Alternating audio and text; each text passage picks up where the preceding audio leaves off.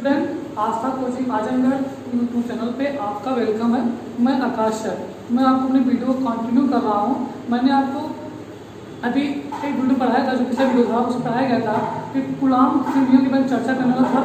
उसे बताया गया था आवेश के बारे में बताया गया था, आवेश के गुण के बारे में बताया गया था। तो आप उस वीडियो देख लीजिएगा और तो इस वीडियो देखिएगा अच्छे से, तो आपको अच्छे समझ में आएगा। उसे बताया था कि अगर दो आवेश हैं और अगर समान आवेश हैं, उन आवेशों के बीच में हमेशा प्रतिकर्षण बल लगता है, और विपरीत आवेश है तो उसमें आकर्षण बल लगता है। तो ये जानकारी हमको मिल गई थी, लेकिन हमें ये जानकारी नहीं मिल पाई थी कि उस आवेश पर बल कितना लग रहा है। उस बल को वेरीफाई करने के लिए एक साइंटिस्ट थे कूलॉम्स उसकी स्टडी किए और बताए कि उसका जो फोर्स का मैग्नीट्यूड है वो कैसे निकालेंगे, मतलब एफ की वैल्यू कैसे निकालेंगे। तो आज हम टॉपिक स्टार्ट करते हैं, कूलॉम का नियम स्टार्ट करते हैं। देखिए ध्यान से कूलॉम का नियम क्या चीज़। सर्वप्रथम फ्रांसीसी वैज्ञानिक थे, कूलम्स के थे, फ्रांसीसी वैज्ञानिक थे। इन्होंने स्टडी जब किया था तो उस वक्त 1785 में वो स्टडी करके हमको सत्यापन दिए थे इसके बारे में। आया देखते हैं, डिस्कस करते हैं लोग। तो क्या किए थे, पहले दो आवेश लिए, एक आवेश Q1 लिया गया था और एक आवेश Q2, और दोनों आवेशों की जो बीच की दूरी है उसको लिया गया था R। दोनों आवेशों के बीच की दूरी क्या रहेगा R। अब ये जानना है कि आवेश कैसा लेंगे, मतलब आवेश सजाती लेंगे कि विजाती लेंगे, मतलब समान आवेश लेंगे कि विपरीत आवेश लेंगे। देखिए ध्यान से, अगर आप समान आवेश ले रहे हैं, अगर प्लस प्लस लेके जाते हैं या माइनस माइनस लेना चाहते हैं, तो इनके बीच में अगर प्लस प्लस है या माइनस माइनस है तो इनके बीच में हमेशा प्रतिकर्षण बल लगता है। लेकिन अगर आप एक प्लस और एक माइनस ले जाते हैं तो उनके बीच में आकर्षण बल लगता है। ठीक, ध्यान रखिएगा। कूलॉम ने सिर्फ दो बातों पे ज़्यादा डिस्कस किए थे, एक आवेश दिखाए थे और आर, मतलब उसकी बीच की दूरी, दोनों आवेशों की जो बीच की दूरी है आर, उस पर डिस्कस किए थे। फिर उन्होंने देखा क्या था, कूलॉम के कुछ सीमाएं हैं, उनके नियम के अंतर्गत कुछ सीमाएं को देखिए। सीमाएं दो हैं, क्या क्या है। पहला है आवेश, कैसा आवेश लेंगे, आवेश कैसा लेंगे, तो आवेश लेंगे बिंदु आवेश। कैसा लेंगे आप, बिंदु आवेश। इसको बोलते हैं पॉइंट चार्ज, क्या बोलते हैं इसको बोलते हैं पॉइंट चार्ज। मतलब कि इनकी कुछ सीमाएं हैं, इनके नियम के अंतर्गत कुछ सीमाएं मैं बता रहा हूँ। दो सीमाएं क्या क्या हैं। पहला सीमाएं है बिंदु आवेश, मतलब जो आप आवेश लेंगे वो आवेश होना चाहिए बिंदु आवेश के कम होना चाहिए। मैं सुन रहा हूँ क्या बिंदु आवेश है, ध्यान से सुनिए क्या क्या है। तो बिंदु आवेश पहला है। दूसरा है क्या रहेगा आपका, स्थिर आवेश। आवेश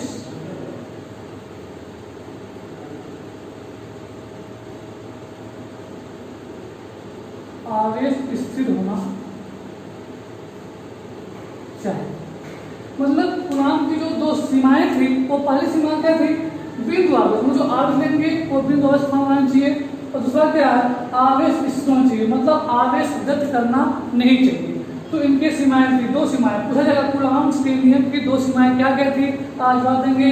पहला देंगे जो आवेश लेंगे वो ऐसा करना चाहिए, वो आवेश बिंदु आवेश के फॉर्म में रहना चाहिए। और दूसरा क्या है, आवेश स्थिर होना चाहिए, आवेश गत होना नहीं चाहिए। अब जानते हम लोग हैं कि बिंदु आवेश किसे कहते हैं, तो जानेंगे कि बिंदु आवेश किसे कहते हैं। देखिए ध्यान से, बिंदु आवेश के बारे में हम जानेंगे कि बिंदु आवेश मतलब पॉइंट चार्ज किसे कहते हैं। पॉइंट चार्ज हम जानेंगे कि पॉइंट चार्ज किसे कहते हैं। ठीक, आइए चर्चा करो कि बिंदु आवेश किसे कहते हैं। लिखा गया है यदि आवेशित वस्तुओं का आकार उनको पृथक करने वाली दूरी की तुलना में बहुत कम हो तो इन वस्तुओं को बिंदु आवेश माना जा सकता है या बिंदु आवेश कहते हैं। दो बातें हैं, अगर बहुत कम हो तो ऐसे वस्तुओं को बिंदु आवेश कहते हैं या बिंदु आवेश माना जा सकता है।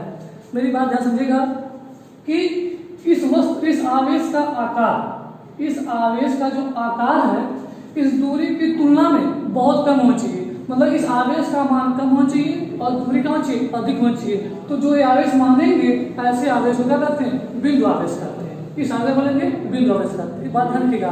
कहने मतलब ये हुआ जो इसका आवेश मान लीजिए एग्जाम्पल देता हूँ के तौर पर, इसे एग्जाम्पल देखिए अच्छे से कि मान लीजिए एक आप आवेश लिए हैं, ये आपका Q1 आवेश है और इसकी दूरी इतनी बड़ी, मतलब इसका जो डायमीटर है, जो व्यास इतना बड़ा है, और एक बड़ा आप यहाँ पे एक आवेश और लिया आप मान लीजिए यहाँ पर है,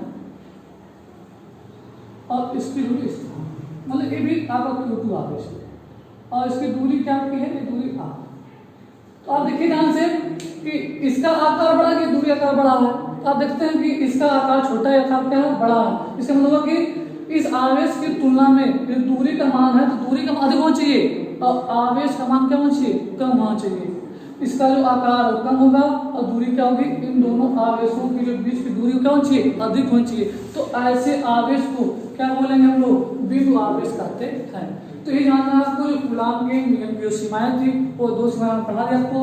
पहला था बिंदु आवेश, समझ गए बिंदु आवेश क्या था, मतलब ऐसा आवेश या ऐसी वस्तु लेंगे जिनकी दूरी की तुलना में उसका मान क्या होना चाहिए, इसका मान कम होना चाहिए, इसका मतलब अधिक होना चाहिए। तो ऐसे आवेश को क्या बोलेंगे लोग, बिंदु आवेश कहते हैं। और दूसरा भी बताया था, दूसरी सीमाएं क्या थी, आवेश होना चाहिए, आवेश स्थिर होना चाहिए, आवेश गति करना नहीं चाहिए।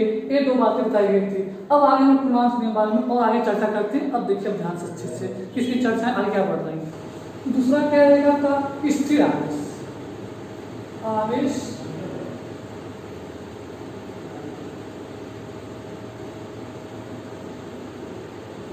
आवेश स्थिर होना चाहिए। मतलब कूलाम की जो दो सीमाएं थी, वो पहली सीमा क्या थी, बिंदु आवेश, जो आवेश लेंगे वो बिंदु आवेश होना चाहिए। और दूसरा क्या है, आवेश स्थिर होना चाहिए, मतलब आवेश गति करना नहीं चाहिए। तो इनके सीमाएं थी, दो सीमाएं पूछा जाएगा कूलाम के नियम की दो सीमाएं क्या क्या थी, आज बात देंगे। पहला देंगे जो आवेश लेंगे वो ऐसा करना चाहिए, वो आवेश बिंदु आवेश के फॉर्म में रहना चाहिए। और दूसरा क्या है, आवेश स्थिर होना चाहिए, आवेश गति होना नहीं चाहिए। अब जानते हम लोग हैं कि बिंदु आवेश किसे कहते हैं, तो जानेंगे कि बिंदु आवेश किसे कहते हैं। देखिए ध्यान से, बिंदु आवेश के बारे में हम जानेंगे कि बिंदु आवेश मतलब पॉइंट चार्ज किसे कहते हैं। पॉइंट चार्ज हम जानेंगे कि पॉइंट चार्ज किसे कहते हैं। ठीक, आइए चर्चा करते हैं। तो आइए देखा जाता हम लोग है कि बिंदु आवेश किसे कहते हैं। लिखा गया है यदि आवेशित वस्तुओं का आकार उनको पृथक करने वाली दूरी की तुलना में बहुत कम हो तो इन वस्तुओं को बिंदु आवेश माना जा सकता है या बिंदु आवेश कहते हैं। दो बातें हैं, अगर बहुत कम हो तो ऐसे वस्तुओं को बिंदु आवेश कहते हैं या बिंदु आवेश माना जा सकता है। मेरी बात ध्यान समझिएगा कि इस आवेश का आकार, इस आवेश का जो आकार है इस दूरी की तुलना में बहुत कम होना चाहिए, मतलब इस आवेश का मान कम होना चाहिए और दूरी कम होना चाहिए, अधिक होना चाहिए। तो जो ये आवेश मानेंगे ऐसे आवेश को क्या कहते हैं, बिंदु आवेश कहते हैं। इस आवेश बोलेंगे बिंदु आवेश कहते हैं। बात ध्यान रखिएगा। कहने मतलब ये हुआ कि जो इसका आवेश मान लीजिए एग्जाम्पल देता हूँ के तौर पर, इसे एग्जाम्पल देखिए अच्छे से कि मान लीजिए एक आप आवेश लिए हैं, ये आपका Q1 आवेश है और इसकी दूरी इतनी बड़ी, मतलब इसका जो डायमीटर है, जो व्यास इतना बड़ा है, और एक बड़ा आप यहाँ पे एक आवेश और लिया आप मान लीजिए यहाँ पर है और इसकी दूरी इस मतलब ये भी आपका Q2 आवेश है और इसकी दूरी क्या आपकी है, ये दूरी R। तो आप देखिए ध्यान से कि इसका आकार बड़ा कि दूरी आकार बड़ा है। तो आप देखते हैं कि इसका आकार छोटा है, आकार क्या है, बड़ा है। इसका मतलब कि इस आवेश की तुलना में जो दूरी का मान है, तो दूरी का मान अधिक होना चाहिए और आवेश का मान क्या होना चाहिए, कम होना चाहिए। इसका जो आकार कम होगा और दूरी क्या होगी, इन दोनों आवेशों की जो बीच की दूरी क्या होनी चाहिए, अधिक होनी चाहिए। तो ऐसे आवेश को क्या बोलेंगे हम लोग, बिंदु आवेश कहते हैं। तो ये जानना आपको जो कूलाम के नियम की जो सीमाएं थी वो दो सीमाएं पढ़ा दिया आपको। पहला था बिंदु आवेश, समझ गए बिंदु आवेश क्या था, मतलब ऐसा आवेश या ऐसी वस्तु लेंगे जिनकी दूरी की तुलना में उसका मान क्या होना चाहिए, इसका मान कम होना चाहिए, इसका मतलब अधिक होना चाहिए। तो ऐसे आवेश को क्या बोलेंगे लोग, बिंदु आवेश कहते हैं। और दूसरा भी बताया था, दूसरी सीमाएं क्या थी, आवेश होना चाहिए, आवेश स्थिर होना चाहिए, आवेश गति करना नहीं चाहिए। ये दो बातें बताई गई थी। अब आप कूलाम में डिस्कस करते हैं। देखिए ध्यान से, अगर इनके बीच में जो बल लग रहा है, देखिए ध्यान से, यदि हम लोग आवेश की मात्रा को बढ़ा देंगे, यदि हम लोग इस आवेश की मात्रा को बढ़ा देंगे तो इनके बीच में जो बल लगता है वो बल समान बढ़ जाएगा। जिसका मतलब हुआ कि यह प्रोपोर्शनल टू क्या होगा Q1। ठीक, समीकरण नंबर 1 मान मतलब इसका मतलब हुआ कि यदि हम लोग आवेश की मात्रा को बढ़ाएंगे तो इनके बीच में जो बल लगता है उसका मान क्या होगा बढ़ेगा। यदि आवेश की मात्रा को घटा दिया जाएगा तो बल का मान घट जाता है। इसलिए दूसरा देखेंगे, दूसरा में कैंसिल आएंगे यह प्रोपोर्शनल टू Q2 समीकरण नंबर 2। मतलब अगर इस आवेश की बात करेंगे, अगर इस आवेश में अगर आवेश की मात्रा को बढ़ाएंगे तो इनके बीच में जो बल लगता है उसका मान बढ़ जाएगा। अगर आवेश की मात्रा को घटा देंगे, उसकी वैल्यू को घटा देंगे तो जो बल हो मान का घट जाएगा। अब देखना आपको नंबर 3 किसमें क्या देखना आपको, यदि इन आवेशों के बीच की दूरी r है, यदि आप इस दूरी को बढ़ा देंगे, कभी दूर कर देंगे तो इनके बीच में जो बल लगता है वो बल उनका तुरंत कम हो जाता है। मतलब अगर दूरी का मान बढ़ाएंगे तो बल का मान क्या कम हो जाएगा। अगर दूरी का मान घटा देते हैं तो बल का मान अधिक होता है। इसका मतलब एक वैल्यू बढ़ रही है उसी कंपेयर में दूसरी वैल्यू घट रही है। इसका मतलब ये क्या होता है, यह अन नहीं, इसे बोलेंगे व्युत। कैसे बोलते हैं व्युत। तो क्या देगा F proportional to 1/r²। F proportional to 1/r²। मतलब यहाँ देख रहे हैं जो पहले आवेश की मात्रा है वो बल कैसा है अनुक्रमानुपाती है। जो पहले आवेश की मात्रा है वो बल कैसे है अनुक्रमानुपाती है। दूसरा वाला क्या है, जो आवेश की मात्रा है वो बल कैसे है अनुक्रमानुपाती है। लेकिन इसकी दूरी जो है, जो दोनों आवेशों की जो बीच दूरी r है वह अन नहीं है, वह क्या है व्युत। मतलब व्युत किसे करते हैं, मतलब अगर एक वैल्यू बढ़ रही है उसी कंपेयर में दूसरी का घट रही है, ऐसे बोलते हैं व्युत बोलते हैं। एक बढ़े दूसरी घटे या दूसरी बढ़े पहली घटे, तो ऐसे कैसे बोलते हैं व्युत समानुपाती बोलते हैं। तो यह F प्रोपोर्शनल टू 1/r² है। हम लोग करेंगे समीकरण 1 और 2 और 3 का कंबाइन करते हैं। देखिए यहाँ से समीकरण 1 2 व 3 से इसको कंबाइन करेंगे बनेगा F proportional to Q1 Q2 upon r²। क्या बनेगा F proportional to Q1 Q2 upon r²। जब आप एक प्रोपोर्शनल सिग्न हटाएंगे, देखिए यहाँ पे क्या आता है, ये इक्वल टू यहाँ पे एक कांस्टेंट नंबर हो सकता है k बोल सकते हैं, एक k लिखा गया है Q1 Q2 अपान r²। ये equal to k Q1 Q2 upon r²। जानना आपको k क्या है, k एक है, k एक नियतांक है। k क्या है, एक नियतांक है। ध्यान रखना है कि एक नियतांक है तो इसमें हमारा जो k की वैल्यू होती है, एक जो कांस्टेंट वाली वैल्यू होती है k की वैल्यू वो होती है 1/4πε0। इसको पढ़ते हैं ε0 पढ़ते हैं। क्या इसको पढ़ते हैं ε0। ध्यान रखना है, इसको बोलते हैं वैद्युतशीलता। वैद्युतशीलता, इसको वैद्युतशीलता जो इसकी वैल्यू होती है 8.85 10⁻⁻12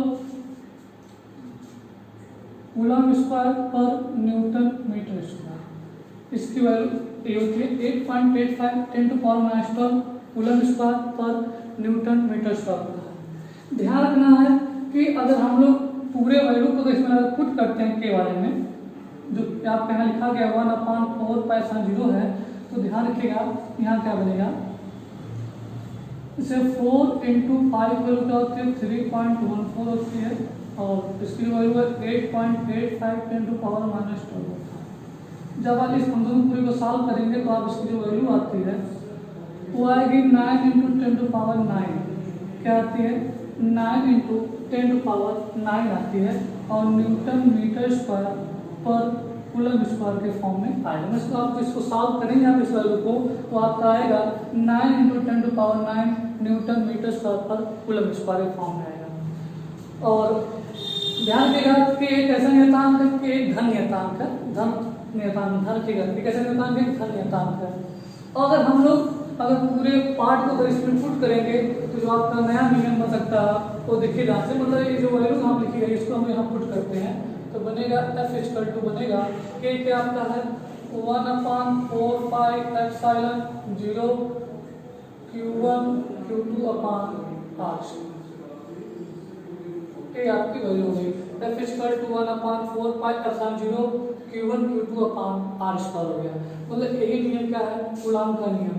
देखिए इस नियम के अंतर्गत हमें जानकारी क्या मिली, मतलब कि दो स्थिर बिंदु आवेशों के बीच, दो स्थिर बिंदु आवेशों के बीच लगने वाला वैद्युत बल, दो स्थिर बिंदु आवेशों के बीच लगने वाला कौन सा बल, वैद्युत बल, दोनों आवेशों के परिमाणों के गुणनफल के, दोनों आवेशों के परिमाणों के गुणनफल के अनुक्रमानुपाती, दोनों आवेशों के गुणनफल के, दोनों आवेशों के परिमाणों के गुणनफल के अनुक्रमानुपाती तथा उनके बीच दूरी क्या माना गया था, r। तो उनके बीच की दूरी के r मतलब क्या, उसका वर्ग, दूरी के वर्ग के कैसा है, व्युत्क्रमानुपाती होता है। इस नियम को क्या कहते हैं, कूलॉम का नियम कहते हैं। मैं आपको इसकी पर रिपीट कर देता हूँ, क्या है कि दो स्थिर आवेशों के बीच, लेकिन स्थिर कैसा संक्षेप, बिंदु आवेश, तो दो स्थिर बिंदु आवेशों के बीच लगने वाला कौन सा बल, वैद्युत बल, दोनों आवेशों के परिमाणों के गुणनफल के क्या होता है, अनुक्रमानुपाती होता है तथा जो उनके बीच की दूरी r है उस दूरी के वर्ग के व्युत्क्रमानुपाती होता है। इस नियम को क्या कहते हैं, कूलॉम का नियम कहते हैं। ये बनता है F equal to 1/4 pi epsilon 0 Q1 Q2 upon R square बनता है। आपको भी जानना है कि जो 1/4 पाई एप्सिलॉन 0 है उसकी वैल्यू क्या होती है, उस पूरे वैल्यू का सॉल्व करते हैं तो बनता है 9 × 10⁹ न्यूटन मीटर स्क्वायर पर कूलम स्क्वायर बनता है। इस पे और विस्तृत डिस्कशन में जाते हैं तो ये 4 पाई कहाँ से है और एप्सिलॉन 0 कहाँ से है वो देख लीजिए अच्छे से, बताता हूँ कि ये 4 पाई एप्सिलॉन 0 कैसे आया।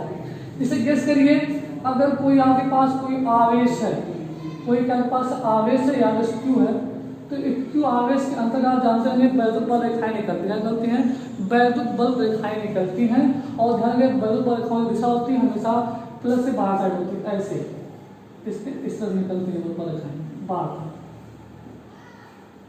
ठीक।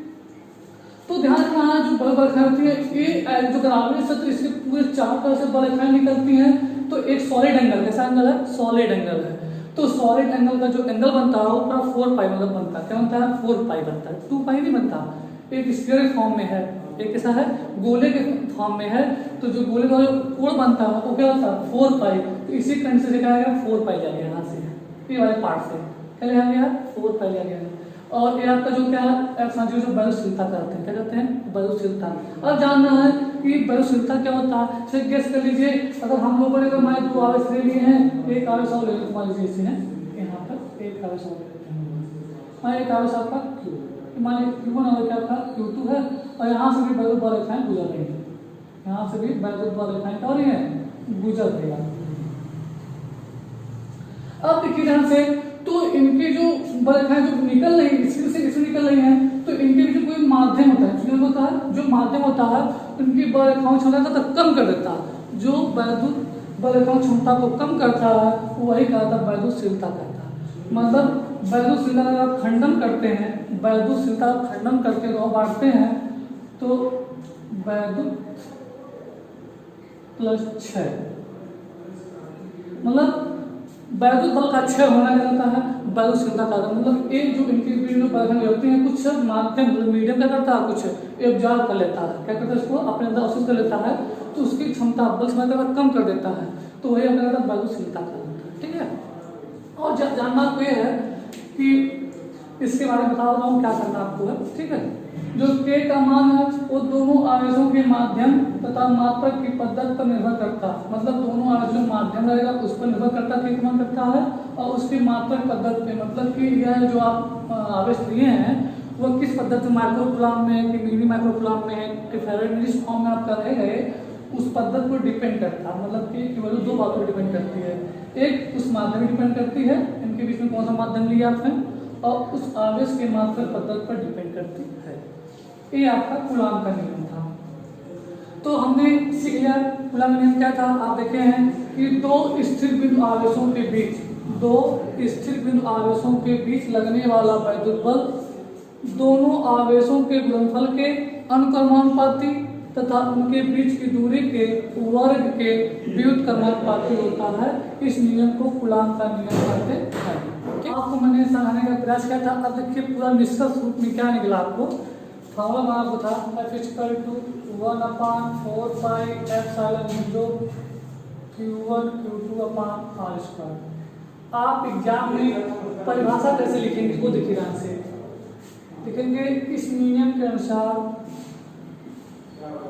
इस नियम के अनुसार किन्हीं दो स्थिर बिंदु आवेश, किन्हीं दो स्थिर बिंदु आवेश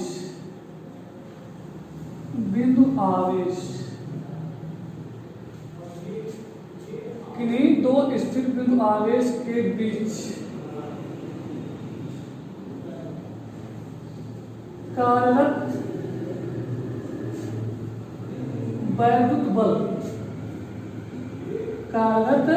वैद्युत बल दोनों आवेशों के परिमाणों, वैद्युत बल दोनों आवेशों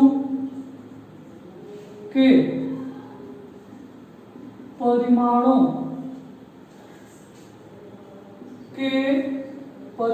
के गुणनफल के अनुक्रमानुपाती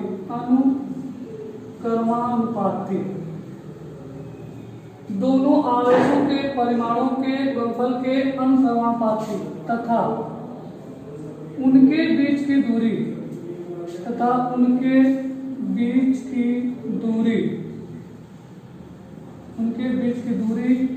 के वर्ग के ऐसे होते हैं व्युत्क्रमानुपाती। कैसे होते हैं?